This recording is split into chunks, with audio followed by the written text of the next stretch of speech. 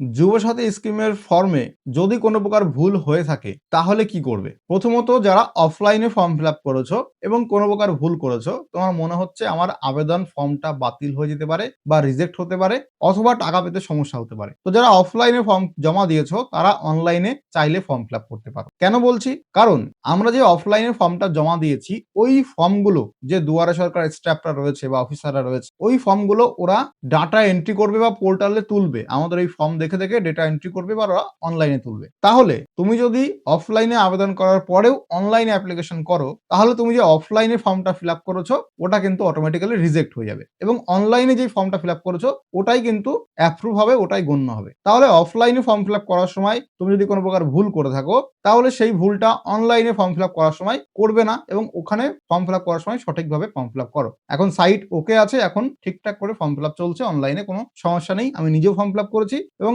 আমার আরো বিভিন্ন ধরনের কাস্টমারদের ফর্ম ফিল আপ আমি করে দিয়েছি। এবার এটা সম্পূর্ণ আমার ওপিনিয়ন। আমার ভিডিও দেখে তুমি অনলাইনে ফর্ম ফিল আপ করবে কি না করবে সেটা কিন্তু তোমার দায়িত্ব, আমার উপরে পরে দোষ দেবে না। আমি জাস্ট এটা তোমাকে বলতে পারি। কিভাবে বলছি আমি ৩-৪টা যুক্তি দিচ্ছি, সেগুলো শোনো। প্রথম কথা, যারা অনলাইনে ফর্ম ফিল আপ করেছে তারা যদি কোনো প্রকার ভুল করে তারা এখন আর ঠিক করতে পারবে না। তারা যদি অফলাইনে ফর্ম জমাও দেয় তাহলেও অফলাইনটা ক্যান্সেল হয়ে যাবে এবং অনলাইনটাই প্রাইমারিলি গণ্য করা হবে, ওটাই হচ্ছে মেন।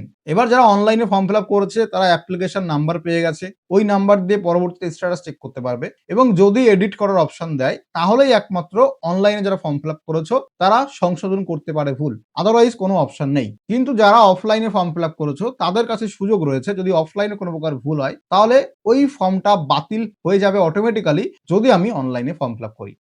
কেননা তোমরা অফলাইনে ফর্ম জমা দিয়েছো, ওই ফর্মগুলো দেখে দেখে যে সমস্ত স্টাফ রয়েছে সরকারি স্টাফরা তারা ডেটা এন্ট্রি করবে নির্দিষ্ট পোর্টালে। যখনই তারা অফলাইন ফর্ম দেখে দেখে সমস্ত ডেটা এন্ট্রি করে ফাইনাল সাবমিট করবে তখন তারা দেখতে পারবে যে এই ক্যান্ডিডেট অলরেডি আগে অনলাইনে সাবমিট করে ফেলেছে ফর্মটা, কারণ ওখানে দেখাবে this candidate form fill up is already done, মানে already form fill up complete হয়ে গেছে। সেক্ষেত্রে ওই অফলাইনে যে ফর্মটা আছে ওটার আর কোনো ভ্যালু থাকবে না, ওটা পুরোপুরি বাদ চলে যাবে। তাহলে যদি অফলাইনে ফর্ম ফিল আপ করার সময় আমি ব্যাংক অ্যাকাউন্ট ভুল দিয়ে থাকি, যেখানে স্টুডেন্ট লিখেছি পেশার জায়গায় ওখানে আমি আনএমপ্লয়েড লেখা উচিত ছিল, বা কোনো ডকুমেন্ট আমি ভুল করে দিয়েছি, এই সমস্ত ভুল যদি তুমি করে থাকো অফলাইনে ফর্ম ফিল আপ করার সময় তাহলে তোমার কাছে এখনো সুযোগ আছে অনলাইনে ফর্মটা আরেকবার সাবমিট করে দাও। তাহলে তোমার অফলাইন ফর্মটা অটোমেটিক ক্যান্সেল হয়ে যাবে। যখন সরকারি স্টাফরা ওটা ডেটা এন্ট্রি করবে বা পোর্টালে তুলতে যাবে তখন দেখবে অলরেডি সাবমিট করে ফেলেছে, তো এই অফলাইনটা বাতিল হয়ে যাবে। এই জন্য আমি বলছি যারা অফলাইনে ফর্ম ফিল আপ করেছো যদি কোনো ভুল করে থাকো মনে হয় তাহলে অনলাইনে আরেকবার ফর্ম ফিল আপ করতে পারো।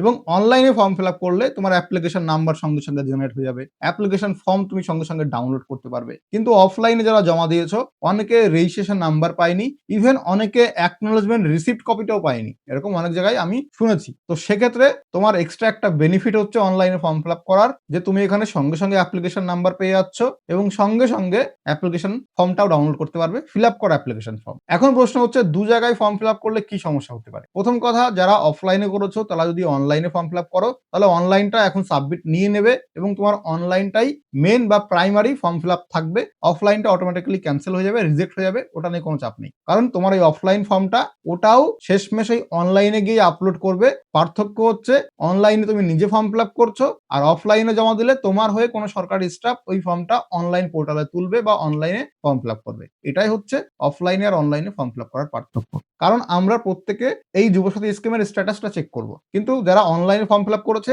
তাদের তো অনলাইনে সাবমিট হয়ে গেছে, কিন্তু অফলাইনের স্ট্যাটাস চেক কিভাবে করবে? তো ওই ফর্মগুলো ওই পোর্টালে আপলোড না করলে পোর্টালটা জানবে কি করে যে ওই ক্যান্ডিডেটটা অ্যাপ্লিকেশন করেছে? তো পোর্টালে আপলোড করতেই হবে। পার্থক্য হচ্ছে তোমার জায়গায় কোনো সরকারি স্টাফ তোমার হয়ে ওই ফর্মটা ফিল আপ করে দেবে অনলাইনে। এবার সেই সরকারি স্টাফটা যখন ফর্ম ফিল আপ করবে তখন তুমি ওখানে প্রেজেন্ট নেই, তোমার ওই অ্যাপ্লিকেশন ফর্ম অফলাইনে ওইটা প্রেজেন্ট আছে এবং সে ওইটা দেখে দেখে কি করবে? পোর্টালে তুলবে। এবার একটা স্টাফের কাছে মনে করো 500-1000টা ফর্ম রয়েছে, এবার তার দ্বারাও ভুল হতে পারে। এমন নয় যে তুমি ভুল করেছো বলেই ভুল হবে, ওই সরকারি স্টাফের দ্বারাও ভুল হতে পারে, কারণ সেও মানুষ। তো সেক্ষেত্রে তোমার দোষ না থাকলেও ভুল হতে পারে। তো আমি বলবো অনলাইনে আরেকবার ফর্ম ফিল আপ করে দাও, এখনো সময় আছে, কারণ 15 থেকে 26 ফেব্রুয়ারি পর্যন্ত অফলাইনে ফর্ম জমা নিচ্ছে ক্যাম্পে। এবার এই ফর্ম ফিল আপের ডেট ওভার হয়ে গেলে 26 তারিখের পরে গিয়ে যতগুলো ফর্ম জমা পড়েছে সরকারি কেন্দ্রে ওই সমস্ত ফর্ম বিডিওতে নিয়ে যাবে বা অন্য কোনো অফিসে নিয়ে যাবে, সেখানে সমস্ত মানুষজন ওই ফর্মগুলো নিয়ে ডেটা এন্ট্রি করবে। তো তোমার কাছে সময় রয়েছে সীমিত, যদি অফলাইনে আবেদন করো, যদি মনে হয়েছে ভুল হয়েছে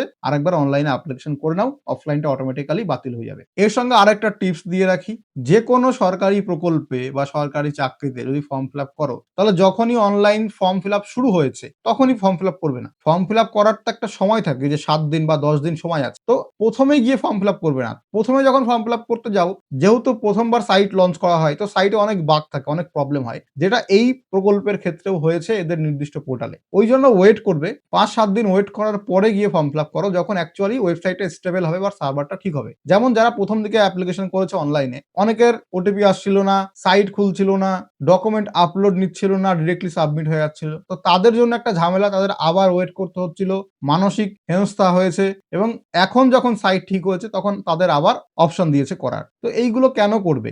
যখনই ফর্ম ফিল আপ শুরু হয় হুড়মুড়িয়ে গিয়ে ফর্ম ফিল আপ করলাম, এরকমটা করবে না। সাইট স্টেবল হোক বা অফলাইনে ভিড় কমুক, তারপরে গিয়ে ফর্ম ফিল আপ করো ধীরে সুস্থে। এছাড়া যখন যুবসাথী স্কিমের ফর্ম ফিল আপ করবে, তখন যেই ব্যাংক অ্যাকাউন্টটা দেবে সেখানে যেন ডিবিটি লিঙ্ক থাকে। এখন কথা হচ্ছে, কেওয়াইসি করা বা আধার লিঙ্ক থাকা এবং ডিবিটি থাকা দুটো সম্পূর্ণ আলাদা। ডিবিটি এবং আধার লিঙ্ক দুটো আলাদা। ডিবিটি একটা সময় শুধুমাত্র একটা ব্যাংক অ্যাকাউন্টে হতে পারে, কিন্তু আধার লিঙ্ক বা কেওয়াইসি যতগুলো ব্যাংক অ্যাকাউন্ট আছে প্রত্যেকটা ব্যাংক অ্যাকাউন্টে হয়। তাহলে তুমি আগে জানো যে কোন ব্যাংক অ্যাকাউন্টে তোমার ডিবিটি লিঙ্ক করা আছে, সেই ব্যাংক অ্যাকাউন্টটাই যুবসাথী স্কিমে দেবে। কারণ যুবসাথী স্কিমের যে আর্থিক সহায়তা বা টাকাটা, ওটা ডিরেক্ট বেনিফিট ট্রান্সফার ডিবিটির মাধ্যমেই ঢোকে।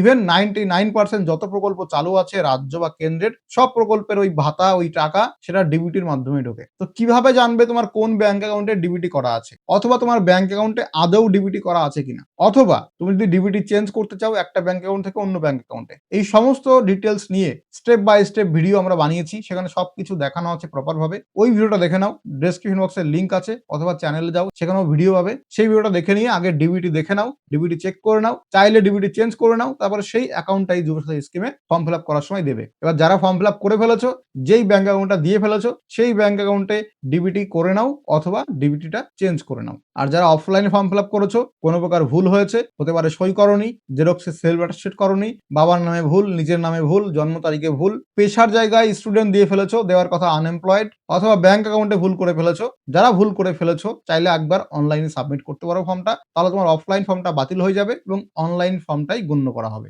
এবং যাদের কাছে ভোটার কার্ড নেই, ভোটার কার্ডের অল্টারনেটিভ হিসাবে রেশন কার্ড দেওয়া যায়, ড্রাইভিং লাইসেন্স দেওয়া যায়, পাসপোর্ট দেওয়া যায়। ভোটার কার্ড চাওয়া হয়েছে কেন সেটা আগে বোঝো। ভোটার কার্ড চাওয়া হয়েছে, তুমি যে পশ্চিমবঙ্গ রাজ্যের স্থায়ী বাসিন্দা সেটার প্রমাণপত্র হিসাবে চাওয়া হয়েছে ভোটার কার্ড। স্থায়ী বাসিন্দার প্রমাণপত্র হিসাবে চাওয়া হয়েছে ভোটার কার্ড। এবার যেই ডকুমেন্ট তোমার স্থায়ী বাসিন্দার প্রমাণটাকে ভ্যালিড করে, প্রমাণপত্র হিসাবে গণ্য হয় ভোটার কার্ড ছাড়া, সেই সমস্ত ডকুমেন্ট ভোটার কার্ডের জায়গায় দেওয়া যায়। যেমন রেশন কার্ড, এইটা তোমার স্থায়ী বাসিন্দা হিসাবে গণ্য করা হয়। পাসপোর্ট এবং ড্রাইভিং লাইসেন্স, তিনটে ডকুমেন্টই তোমার স্থায়ী বাসিন্দার প্রমাণপত্র হিসাবে গণ্য করা হয়। তো ভোটার কার্ড যাদের নেই, তারা ration card, driving licence, passport, তিনটে ডকুমেন্টের মধ্যে যে কোনো একটা ডকুমেন্ট আপলোড করলেও বা জমা দিলেও আশা করি ফর্ম ফিল আপ হয়ে যাবে। আমি শুনেছি যে ভোটার কার্ড না দিলে অফলাইনে ফর্ম জমাই নিচ্ছে না। সেক্ষেত্রে দেখো, এটা কিছু করার নেই, কারণ এক একটা ক্যাম্পে এক এক রকম লোকজন বসে থাকে, এক এক রকম লোক এক এক রকম করে বোঝে, তো তাদের সঙ্গে তো আমি কিছু বলে পারবো না। তো আমি ওই জন্য বলবো অনলাইনে ফর্ম ফিল আপ করা ফার বেটার, বাট যখন পোর্টাল লঞ্চ হবে তখনই ফর্ম ফিল আপ করবে না।